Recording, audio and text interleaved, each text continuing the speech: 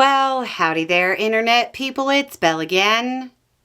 So today, we're going to talk about Trump returning $1 trillion tariff dollars and it destroying our economy. The Supreme Court will determine whether or not Trump's tariffs exceed his authority. If they strike down his tariffs, that money will likely have to be returned. The number floating around the internet is $1 trillion.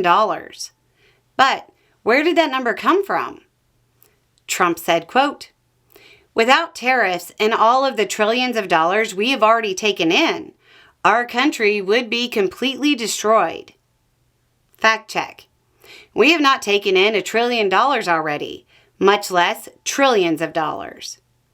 In a filing submitted to SCOTUS, Treasury Secretary Scott Bessent said, quote, "For example, delaying a ruling until June 2026 could result in a scenario in which $750 billion to $1 trillion in tariffs have already been collected, and unwinding them could cause significant disruption."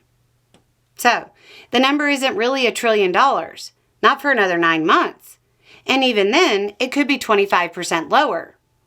Turns out, making economic estimates is like super hard. But more importantly, I have questions about how exactly it will completely destroy the economy. Look, Republicans are famous for doublethink, but normally it's intangible ideas and talking points. The immigrant who can't speak English is taking your good-paying job, while also being unemployed and causing all the crime type stuff. This is economics and math.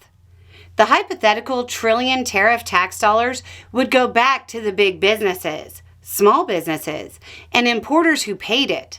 You know, Americans. Generally speaking, wealthy Americans. Under the Republican School of Economics, aren't tax breaks for the wealthy supposed to be good for the economy? Isn't it supposed to trickle down to the rest of us? Isn't that why we have all the subsidies and tax breaks?